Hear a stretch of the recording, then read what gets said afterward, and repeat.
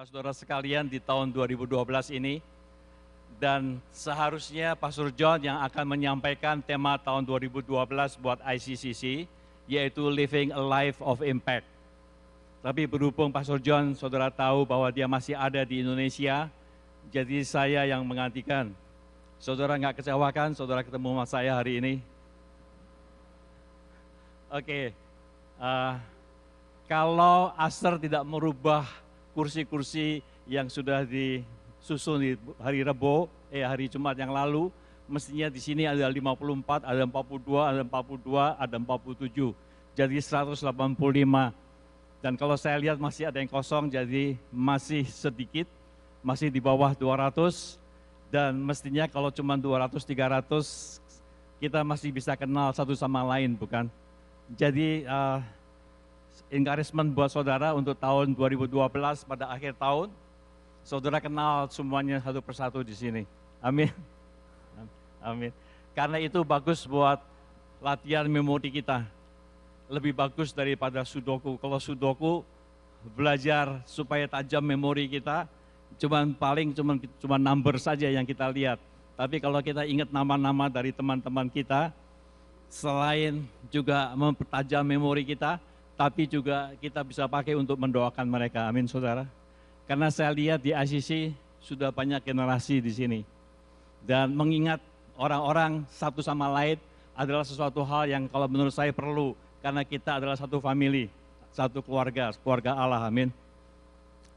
Ada satu cerita, ada seorang pendeta, saya kira jemaatnya ratusan, mungkin mega church.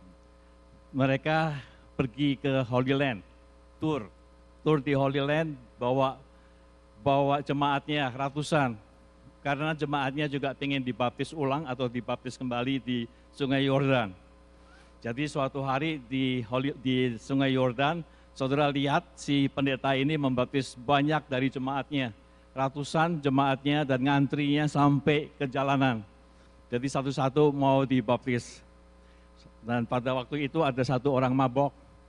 Ada orang mabok keluar dari bar, dia lihat ada antrian panjang, dia ngikut ngantri, saudara. Dia ngikut ngantri, sampai suatu ketika dia sampai harus dibaptis. Si pendeta ini kurang kenal sama orang ini kan, karena ini kan asing. Dia pikir ini jemaat dari mana, saya kok nggak pernah lihat, nggak pernah ke gereja.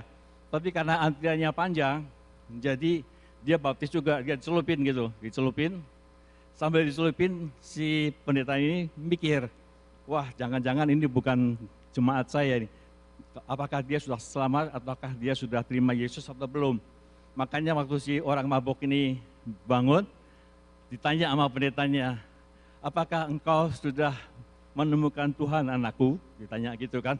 Lalu si mabuk ini, dia bilang belum.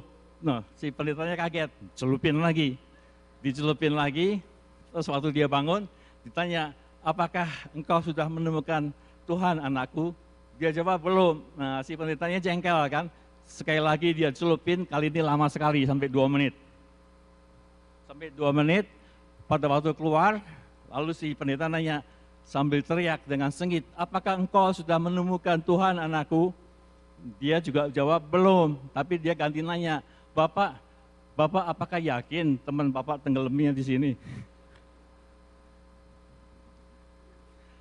Moral of the story is, kenalilah saudara-saudara sekalian. Mungkin saudara nggak jadi pendeta, nggak usah membaptis, tapi kenal satu sama lain, saudara. Karena di dalam jemaat ICC, saya lihat ada 3 generasi paling nggak. Ada generasi lansia yang sudah lanjut usia, ada generasi yang muda, dan ada generasi yang, saya nggak bilang keluarga, karena juga mungkin yang generasi yang di sini ini masih belum menikah. Saya bilang generasi tengah. Nah, kita semuanya satu family, saudara. Di dalam Living a Life of Impact, saya percaya bahwa apa yang Tuhan mau lakukan di tahun 2012, kita lebih saling kenal, kita lebih saling mengasihi, kita lebih saling memperhatikan, kita lebih saling bersatu. Amin, saudara. Dan untuk itu saya mau panggil 3 orang yang dari jemaat. Mereka sudah saya tanya, jadi mereka sudah siap. Yaitu Koh Alvin Hariman, silakan maju Om Hariman untuk berdoa dari generasi lansia kepada generasi tengah, dan juga Saudari Michelle. Saya minta Michelle maju untuk berdoa dari keluarga ke generasi yang muda, dan yang muda saya minta Hans Ui, bukan Om Hans, Hans Ui untuk berdoa buat generasi lansia.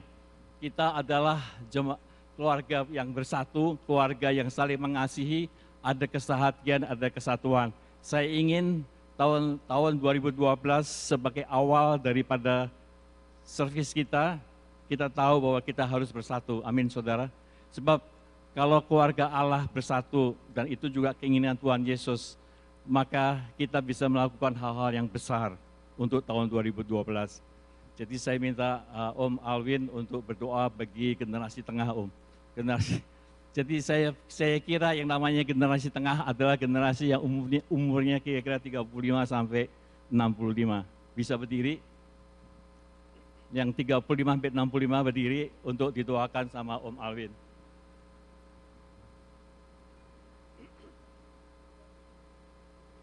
sampai 64.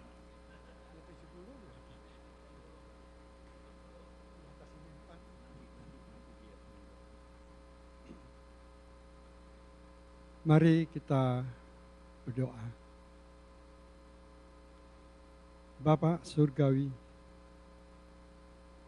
terima kasih ya Tuhan Yesus. Engkau telah menyertai kami satu persatu, khususnya bagi mereka yang berusia 35 tahun ke atas. Engkau telah membawa mereka melewati tahun 2011 dengan penuh kasih dan sukacita. Terima kasih Bapak. Kini mereka akan memasuki tahun 2012. Bapak, perjalanan mereka memasuki ini masih jauh Tuhan Yesus. Bagi mereka dalam usia-usia 35 tahun sampai 65 tahun Bapak, mereka sedang bergumul. Mereka akan berusaha di dalam mensejahterakan keluarga mereka, di dalam hidup dengan penuh kasih satu dengan yang lain, dengan bersandarkan kepada tangan kasih-Mu. Bagi mereka yang umur 65 ke atas, Bapak, mereka pun sedang berusaha, sedang bergumul untuk menyesuaikan diri di dalam kehidupan usia lanjut. Tuhan Yesus, Engkau tahu semuanya ini Tuhan. Dan mereka juga sadar bahwa di dalam memasuki tahun 2012 ini, mereka akan mengalami benturan-benturan. Mereka akan mengalami kesulitan-kesulitan yang mereka harus atasi. Dan kami percaya Bapak, bahwa di dalam segala pergumulan ini, mereka akan tetap bersandar ke dalam tangan kasih-Mu. Karena Engkau adalah Tuhan dan Allah kami. Engkau telah berjanji bahwa barang siapa percaya pada mereka, barang siapa mengikuti Dia, Tuhan tidak akan membiarkan mereka jatuh. Tuhan akan menyertai mereka. Tuhan akan menopang mereka. Tuhan akan menuntun mereka di dalam segala persoalan hidup yang mereka alami. Bahwa mereka akan tetap berserah kepadamu. Dan Engkau akan tetap membawa mereka keluar dari segala permasalahan yang mereka akan hadapi dengan kemenangan. Karena Engkau adalah Tuhan dan Allah kami. Engkau adalah Yesus kami yang senantiasa menyertai kami. Padamu Bapa, kami serahkan mereka ini dengan penuh iman bahwa mereka akan keluar bersama-sama dengan Engkau ya Tuhan Yesus dengan kemenangan. Terima kasih Bapa. Dalam Yesus Kristus kami berdoa. Amin. Terima kasih Om Alvin. Michelle, silakan duduk. Giliran Michelle untuk mendoakan bagi generasi yang muda di bawah 35 ya. Berdiri juga ya. Silakan berdiri. Yang merasa masih muda. Mari saudara sekalian kita satukan hati dalam doa. Tuhan Allah Bapa kami dalam surga, kami mengucap syukur Tuhan untuk setiap kebaikan-Mu Bapak. Khususnya kalau pada hari ini, kalau kami boleh berkumpul bersatu Tuhan, untuk memuji, memuliakan nama-Mu Tuhan. Bapak, sekali lagi Tuhan, kami mengucap syukur buat kebaikan-Mu, buat anugerah-Mu, buat apa yang sudah Kau lakukan di dalam setiap langkah kehidupan kami di tahun 2011. Kami mengucap syukur Tuhan. Itu semua karena anugerah-Mu Tuhan. Itu semua karena kebaikan-Mu Tuhan. Itu semua karena kasih karunia yang besar yang Kau berikan kepada kami. Lepas tiap-tiap pribadi yang ada di sini Tuhan. Biarlah pada pagi hari ini hamba-Mu berdoa untuk satu generasi muda Tuhan. Untuk yang couple Bapak. Dan juga anak-anak muda lain. Kami percaya Tuhan, kalau mereka juga datang bersatu hati. Mereka juga ke sini bukan untuk satu kebetulan Tuhan. Tapi Kau mempunyai satu rencana yang baik untuk kehidupan mereka Tuhan. Untuk masa depan mereka Tuhan. Kami percaya Kau mengatur tiap langkah kehidupan mereka. Baik yang bersekolah, berusaha, dan juga yang kapal ya Bapak. Di dalam keluarga-keluarga muda ini Tuhan. Kau tumbuhkan mereka Tuhan. Taruh mereka Tuhan. Untuk roh takut akan Tuhan. Di dalam menjalani kehidupan mereka Tuhan. Kami percaya Tuhan Kau memimpin setiap langkah hidup mereka. Bapak saat ini juga berikan satu unity Tuhan. Untuk boleh mereka mempunyai respect terhadap orang tua Tuhan. Dan menjadi contoh dan teladan bagi anak-anaknya Tuhan. Bapak terima kasih Tuhan, terima kasih Tuhan. Saat ini Tuhan kami mau Tuhan. Kami percaya Tuhan Engkau selalu memberikan yang terbaik buat kehidupan mereka. Dan juga kami percaya kami sebagai orang-orang tua Tuhan. Kami mau melakukan yang terbaik Tuhan. Seperti Engkau mengatakan Tuhan. Hati anak-anak kembali kepada Bapa dan juga hati orang tua kembali anak-anak Tuhan. Boleh saling mengasihi, saling respek satu sama lain Tuhan. Sehingga kami percaya Tuhan ada satu kesatuan hati Tuhan di dalam menghormati Engkau Tuhan. Kami juga mau seperti Maria di tahun 2012 Tuhan. Untuk lebih takut lagi kepada Engkau. Untuk lebih taat lagi kepada Engkau dan duduk diam di hadapan-Mu Tuhan. Terima kasih Tuhan Bapak, terima kasih Tuhan. Sekali lagi Tuhan berkati mereka Tuhan. Apapun yang mereka lakukan. Kau buat berhasil di dalam nama Tuhan Yesus Kristus. Terpujilah Engkau Tuhan, dalam nama Yesus kami sudah berdoa dan mengucap syukur. Haleluya. Amin. Thank you, silakan duduk. Sekarang orang yang ganteng ini masih single. Akan berdoa buat om-om dan tante-tante yang di atas 64, 65. Oke, silakan berdiri. Biar anugerah dan berkat dari Tuhan akan ada dalam hidup saudara. Mari kita berdoa. Tuhan, terima kasih kita semua sudah diberi kesempatan datang dalam nama-Mu di awal tahun yang baru ini. Tuhan, saat ini kami datang di hadapan-Mu untuk mohon berkat untuk para elderly di sini, pada Noma. Tuhan berikan kekuatan dalam iman mereka. Tuhan juga tolong beri kesehatan kepada mereka selalu. Beri ketenangan kepada yang takut dengan kesepian dan beri kesadaran bahwa Engkau selalu beserta dengan mereka. Tuhan juga tolong ingatkan kita yang generasi muda bahwa ke depan kita juga akan kelak menjadi tua. Ingatkan kita untuk selalu lebih bersabar di hadapan yang lebih tua.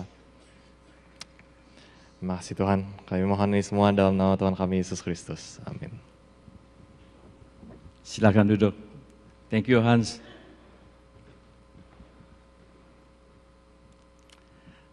Saya sudah minta izin sama Pastor Nick, karena ini adalah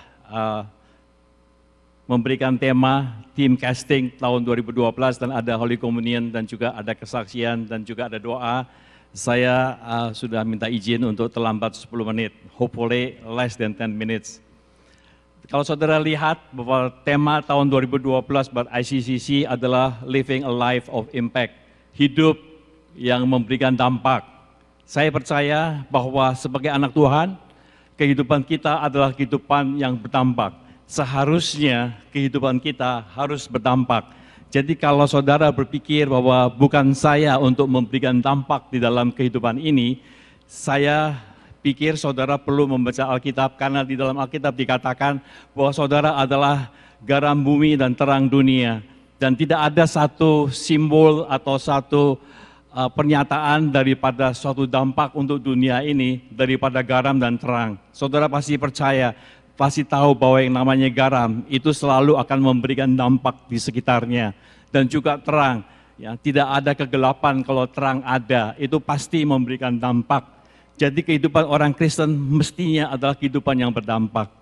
Dan di Yohanes 14 ayat 12 dikatakan, Tuhan Yesus mengatakan bahwa aku berkata kepadamu, sesungguhnya barang siapa yang percaya kepadaku, ia akan melakukan pekerjaan-pekerjaan seperti yang aku lakukan. Bahkan Tuhan Yesus mengatakan bahwa pekerjaan-pekerjaan yang lebih besar daripada itu, sebab aku kembali kepada Bapa. Jadi jelas bahwa kehidupan orang Kristen, kehidupan yang percaya kepada Yesus akan melakukan pekerjaan-pekerjaan besar, akan melakukan pekerjaan-pekerjaan yang jauh lebih besar daripada apa yang dilakukan oleh Tuhan Yesus. Itu adalah perkataan Yesus sendiri.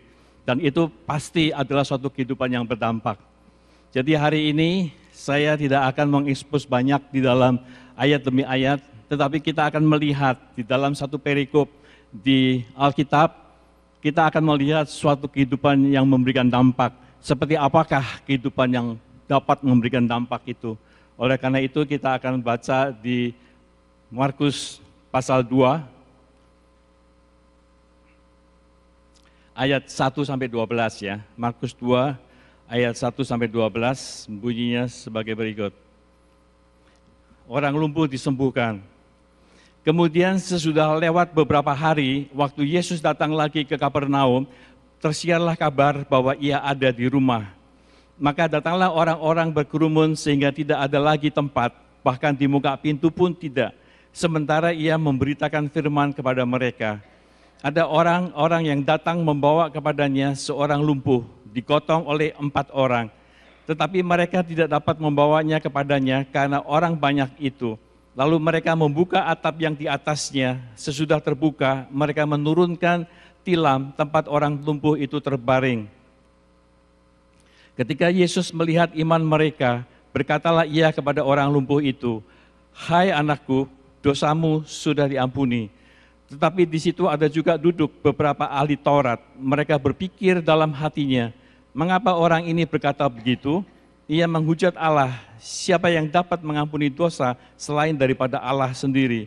Tetapi Yesus segera mengetahui dalam hatinya bahwa mereka berpikir demikian. Lalu ia berkata kepada mereka, mengapa kamu berpikir begitu dalam hatimu? Ayat yang ke-9, manakah lebih mudah mengatakan kepada orang lumpuh ini, dosamu sudah diampuni, atau mengatakan, bangunlah, angkatlah tilammu dan berjalan.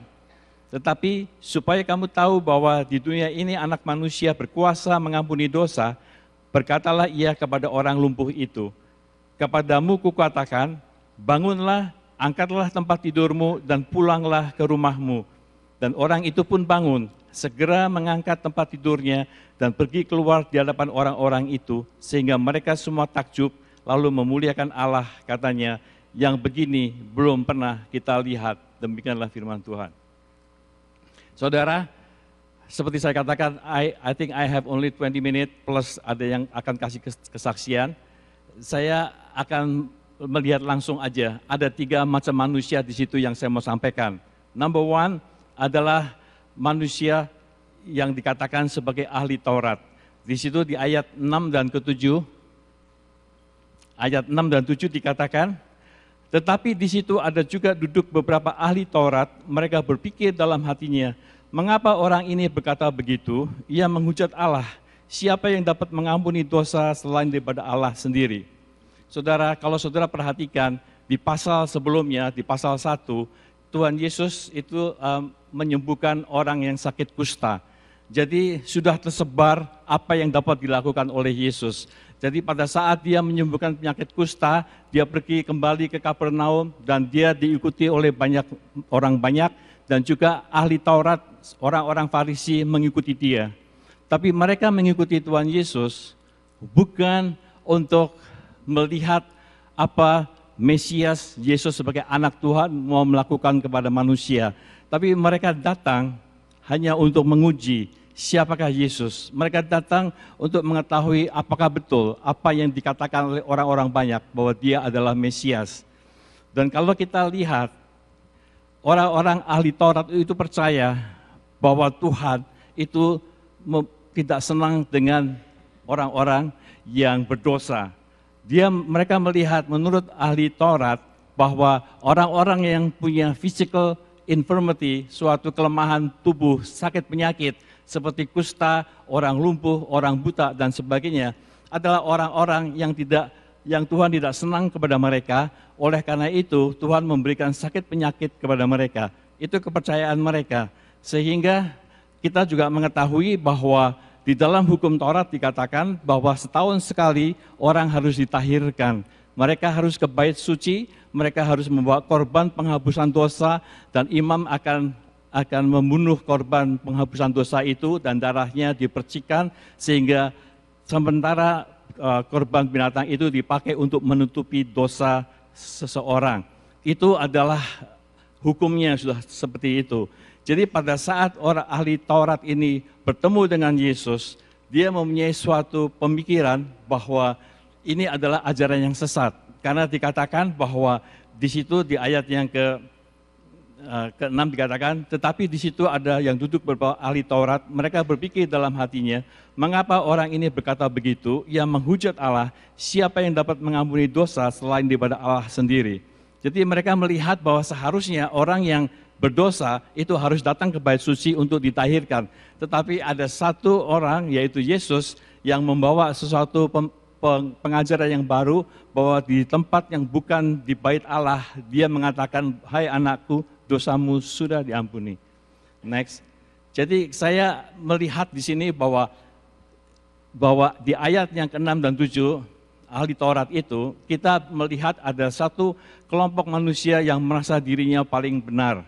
Dan semua yang terjadi di sekelilingnya itu akan diuji dengan perspektif, dengan kebenaran yang dia pikir itu adalah yang betul di dalam kehidupannya. Orang-orang seperti inilah orang-orang yang tidak dapat diajar kembali, itu adalah orang-orang yang tidak akan pernah bisa bertemu dengan Mesias. Dan orang-orang seperti inilah yang sekalipun ada mujizat di hadapan mereka, mereka tidak melihat bahwa Yesus adalah Mesias, tapi mereka melihat karena apa yang dilakukan oleh Yesus itu tidak sama dengan prinsip atau perspektif yang dia miliki. Jadi ini adalah satu kelompok yang tidak melihat kebenaran, yang tidak bisa melihat bahwa ada Mesias di hadapannya, sekalipun mujizat dilakukan karena dia punya suatu prinsip sendiri, menganggap dirinya adalah yang paling benar, tidak melihat dan miss akan Mesias. Ini adalah orang-orang yang memberikan dampak negatif di dalam suatu kehidupan. Itu satu. Dan yang kedua, di ayat yang ke-5, 11, dan 12, saya baca ya. Ya. Dikatakan di sini, ini kita bicara mengenai orang yang lumpuh. Dan saya percaya bahwa orang lumpuh ini represent setiap dari kita. Kita baca di ayat yang ke-5 dikatakan, ketika Yesus melihat iman mereka, berkatalah ia kepada orang lumpuh itu. Menarik, ketika Yesus melihat iman mereka, ketika Yesus melihat iman daripada 4 orang teman si lumpuh ini, berkatalah ia kepada orang yang lumpuh itu. Suatu hal yang berbeda sekali, melihat iman daripada 4 orang ini, tapi Yesus berkata kepada orang yang lumpuh. Dikatakan bahwa, hai anakku, dosamu sudah diampuni. Itu ayat yang ke-5. Ayat yang ke-11 dan 12 dikatakan juga bahwa, kepadamu kukatakan, bangunlah, angkatlah tempat tidurmu, dan pulanglah ke rumahmu. Dan orang itu pun bangun, segera mengangkat tempat tidurnya, dan pergi keluar di hadapan orang-orang itu. Sehingga mereka semua takjub dan memuliakan Allah kepadanya. Saudara-saudara bisa bayangin ya saudara, bagaimana orang yang lumpuh ini. Saya membayangkan, kalau Yesus melihat bahwa iman dari 4 orang ini lebih besar daripada iman dari orang yang lumpuh ini, sudah pasti orang yang lumpuh ini imannya kurang atau tidak punya iman sama sekali. Jadi pada saat 4 orang temannya yang sudah pernah mendengar dan sudah pernah melihat mujizat demi mujizat yang dilakukan oleh Mesias, oleh Yesus. Kemudian dia mengatakan kepada temannya, ayo saya bawa engkau ke depan Yesus supaya engkau disembuhkan. Mungkin karena imannya kurang kuat, dia pikir ya oke lah, bolehlah, terserah. Lalu digotong. Dan pada saat digotong, pada saat dia mau masuk ke tempat rumah di mana Yesus mengajar di situ, dan si orang yang lumpuh ini juga mengatakan, sudahlah, imannya nggak kuat kan, sudahlah, daripada susah-susah masuk, bawa saya pulang. Mungkin saya tidak bisa disembuhkan. Mungkin kesembuhan buat saya adalah lain kali, bukan hari ini.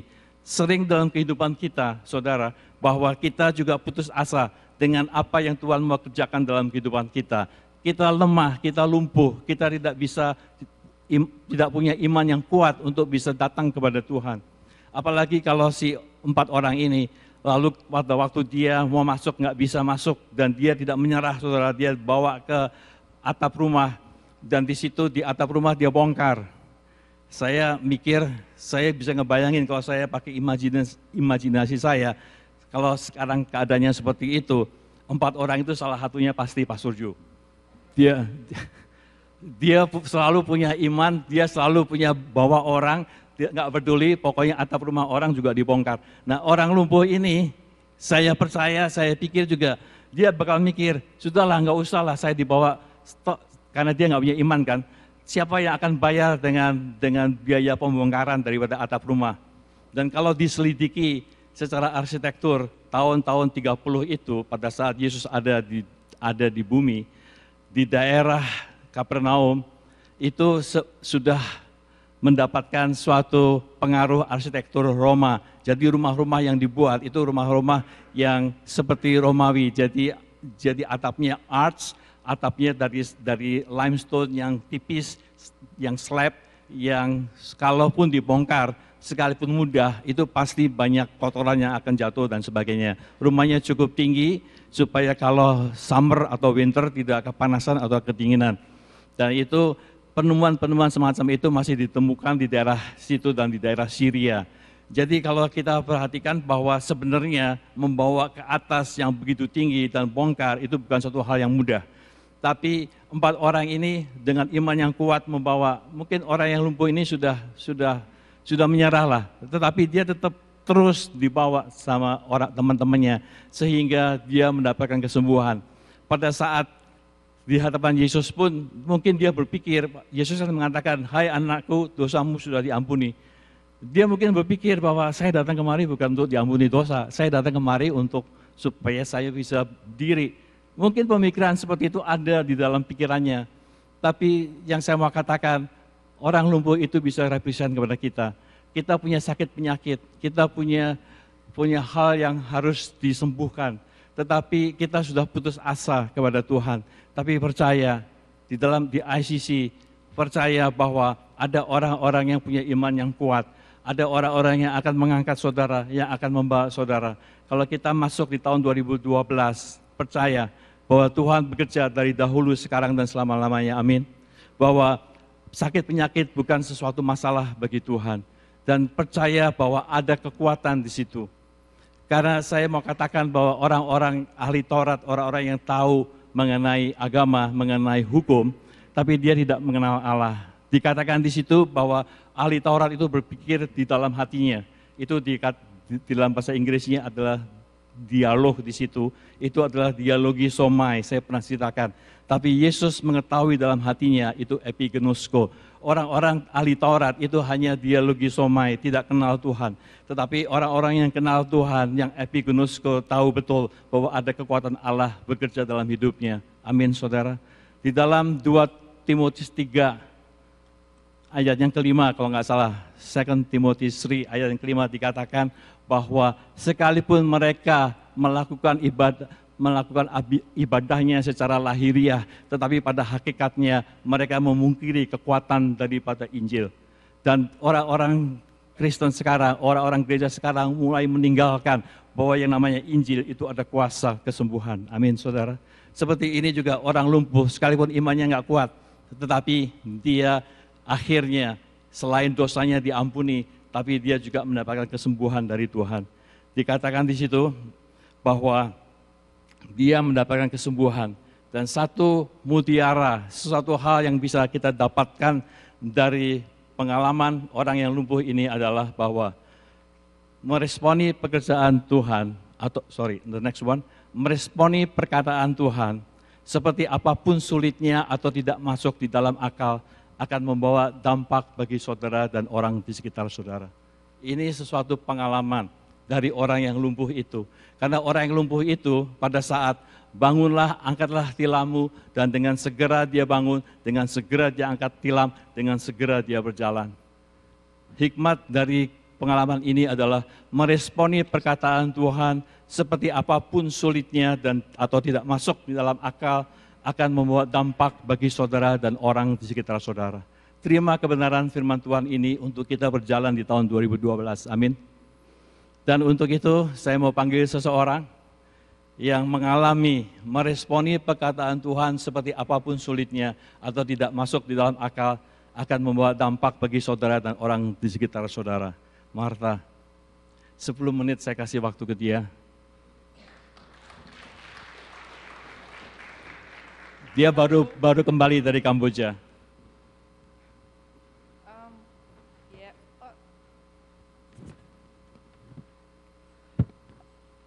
Halo semuanya. I'm very touched to be here actually. I mean, just looking at everybody here, 7 months udah saya nggak di sini, lalu saya kembali melihat jemaat ICC semua, rasanya kayak pulang ke rumah ya. This feels so great. And just seeing everybody here just touched me very much. And terima kasih buat Om Billy yang kasih saya kesempatan untuk kasih sedikit testimoni. And I don't have a lot of time, 10 minutes. Before I begin my testimony, I'd just like to say Happy New Year.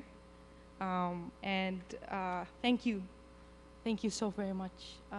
Terima kasih buat jemaat ICC sekalian. Every one of you has been always in my heart, and most of you are around Facebook. So, like, you know, you encourage me, and every time I post pictures, you always comment on my pictures, and it's just very touching. Even though I'm far away, I know I'm a part of a family, and my family is here. So it's just really great to come back. And thank you. Without your support, tanpa dukungan dari jemaat ICC sekalian, tanpa dukungan kasih dan doa dan encouragement dan semuanya, saya nggak mungkin, mustahil buat saya untuk bisa menjalani perjalanan apa yang saya lalui di Kamboja dan kembali dengan selamat.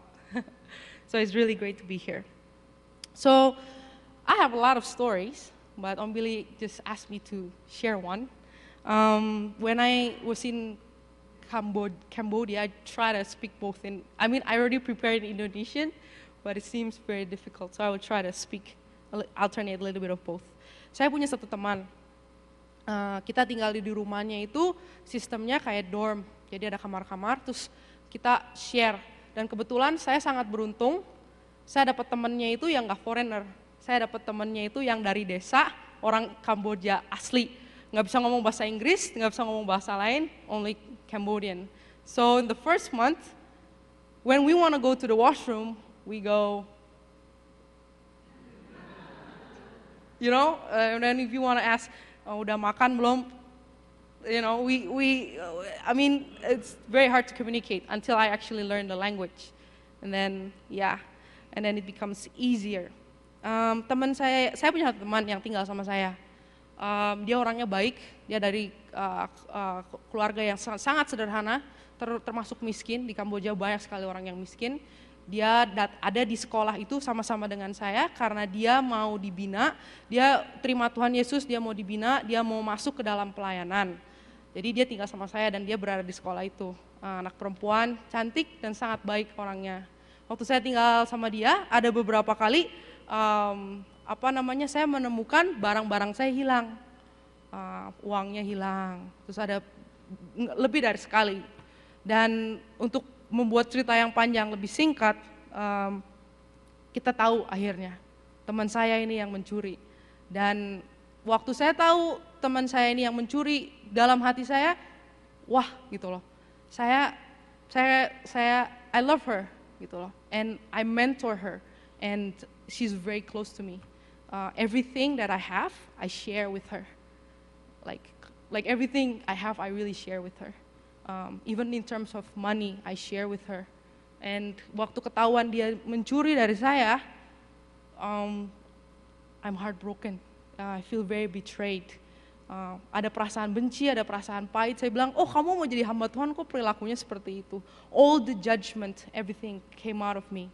And then kita kan masih satu kamar nih tinggalnya. Buat tidur aja, susah banget. Dia tidur bisa pules, saya tidur, man. Lu masih bisa tidur pules, gue ngeliatin lu tidur pules, gue yang gak bisa tidur pules gitu loh. Karena like, you steal from me and why am I suffering all the pain?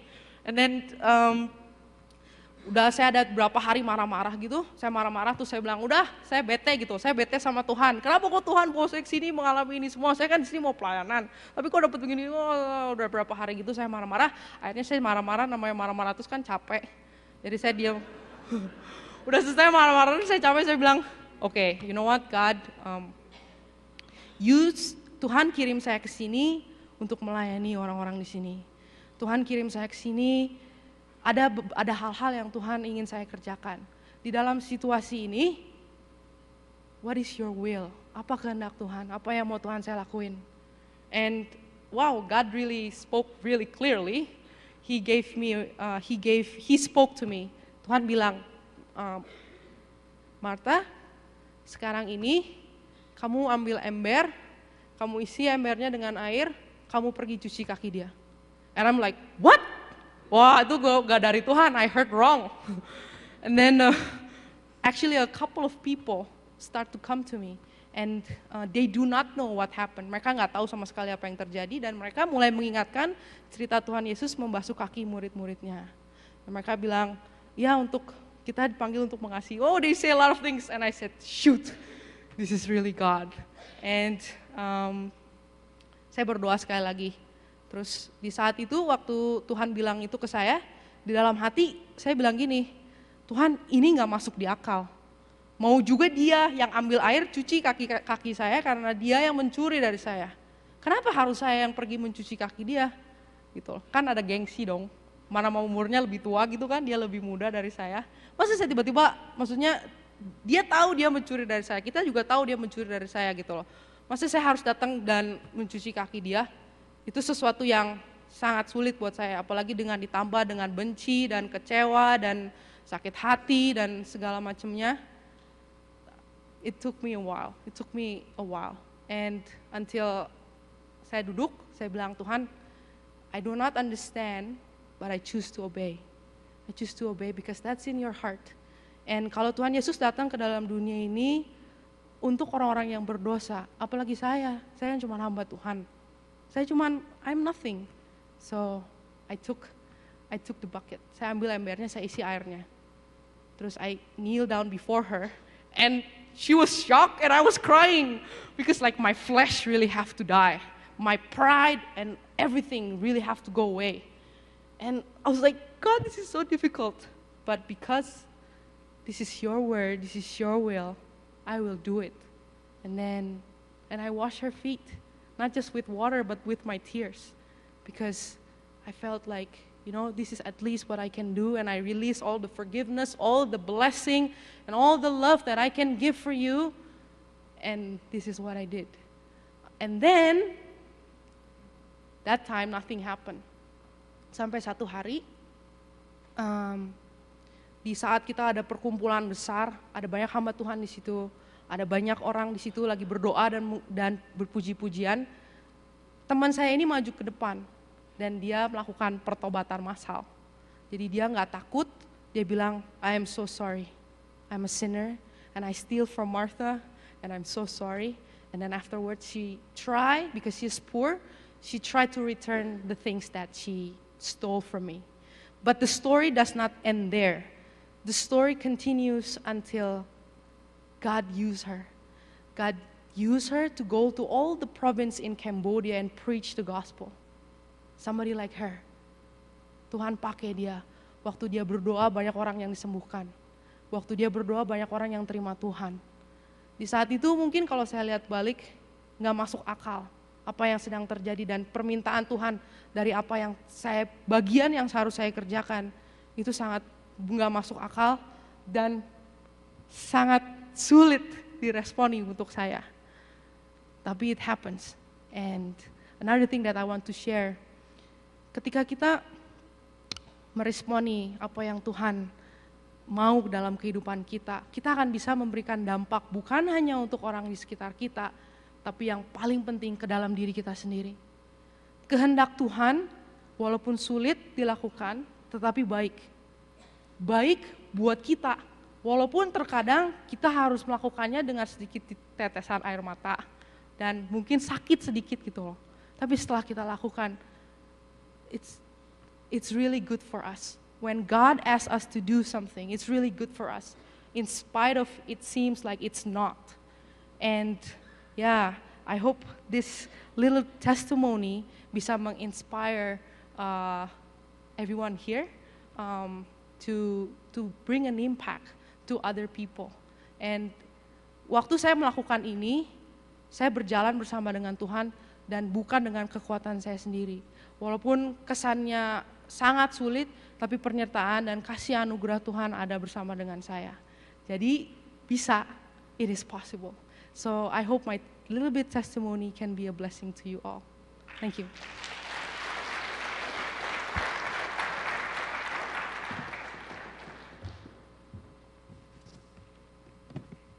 Ingat saudara ya, mutiara pertama itu meresponi apa dikatakan.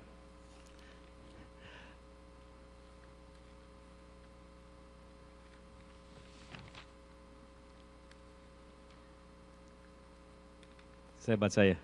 Meresponi perkataan Tuhan seperti apapun sulitnya atau tidak masuk di dalam akal akan membawa dampak bagi saudara dan orang di sekitar saudara.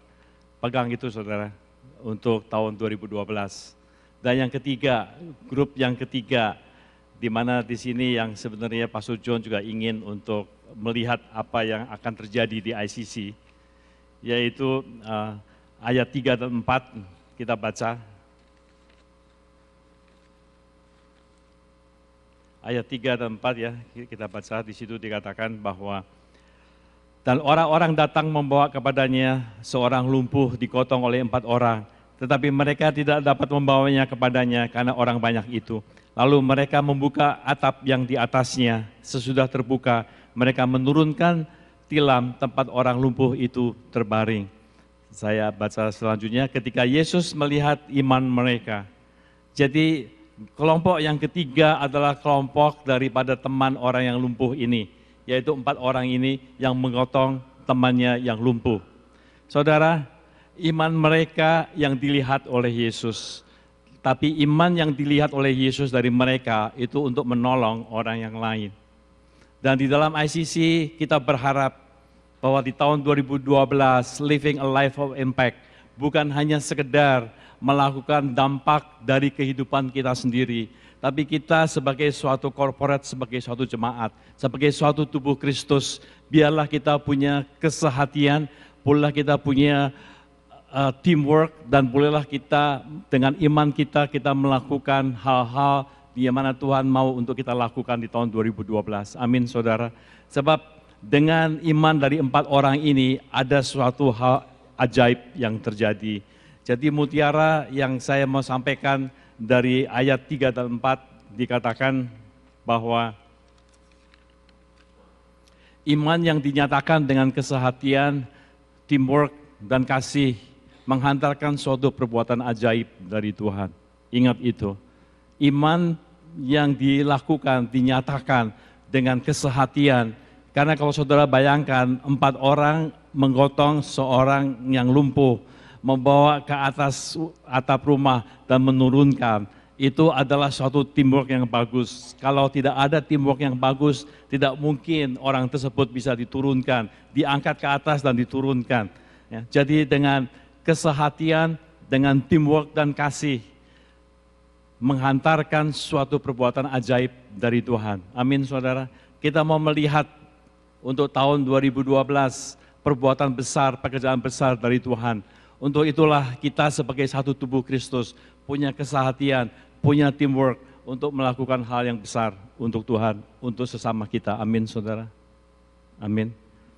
Karena saya percaya dengan kita bersahati, ya, dari Agustus tahun 2011, pimpinan, baik board, elders, pastors, kita sadar dan kita realize bahwa kita perlu dilihat oleh jemaat sebagai one single leadership.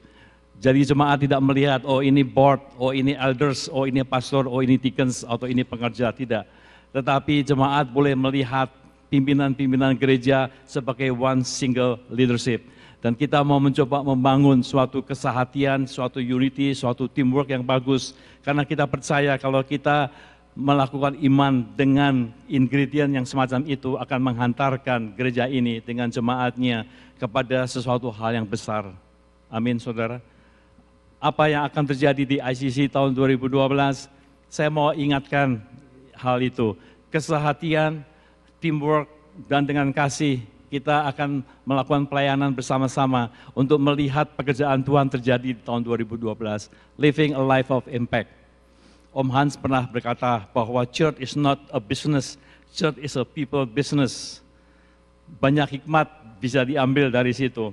Dan saya mau tambahkan statementnya dari Om Hans itu, bahwa yang namanya bisnis memang bottom line itu yang penting, yaitu profit. Tapi kita tahu bahwa yang namanya bisnis itu perlu ada customer, perlu ada manusia, perlu ada daya beli yang kuat untuk bisa membeli produk kita, betul kan? Jadi yang namanya bisnis sekalipun itu bottom line-nya adalah profit yang dituju, tetapi tujuan daripada bisnis yang modern sekarang adalah satisfied customer. Customer langganan, manusia yang puas. Itu tujuan daripada bisnis, satisfied customers. Kalau Om Hans bilang bahwa church is not a business, it's a people business. Saudara, saudara bukan customer. Saudara jemaat, saudara tubuh Kristus. Jadi kalau kita datang ke gereja, kita melihat ICC, kita datang sebagai customers, kita puas dengan praise and worship, kita mau menikmati praise worship, kita mau menikmati apa yang disampaikan di sini, kita mau menikmati makanan buat fellowship dan lain sebagainya, dan saudara mau puas, the church is not for that. Saya mau katakan di tahun 2012, gereja bukanlah untuk satisfied customer. Gereja adalah untuk transform people. Jadi saudara akan diubahkan. Seperti halnya di Roma 12 ayat 2 dikatakan bahwa semua orang yang dipilihnya dari semula, Roma 8:29, ditentukan dari semula untuk menjadi serupa dengan gambaran anaknya, supaya ia anaknya itu yang sulung di antara banyak saudara. Tuhan akan mentransform saudara dengan keinginan saudara, dengan kesediaan saudara untuk ditransformasi. Jadi gereja itu mentransform manusia, gereja transform people, bukan gereja satisfied people, itu bisnis, tapi gereja adalah mentransformasi dengan kita. Jadi tahun 2012 living a life of impact, biarlah kita mau ditransform oleh Tuhan, sehingga di dalam hidup kita ada kasih yang datang dari Tuhan. Dan dengan kasih itu, dengan kesehatian bersama, dengan teamwork yang bagus, kita akan accomplish banyak pekerjaan Tuhan di tahun 2012. Amin, saudara. Saudara akan membawa dampak, living a life of impact, dari Januari, Februari sampai bulan Desember. Dan puncaknya, kalau segala sesuatu sesuai dengan rencana, dan Tuhan berkenan, di tahun akhir tahun 2012, Natal, saudara bawa buah daripada dampak saudara, bawa ke gereja sehingga mereka bisa melihat bagaimana Tuhan bekerja dalam hidup mereka. Amin. Jadi keinginan kita adalah tahun 2012 Natal, Mingga ya Manita, kamu dengar ya.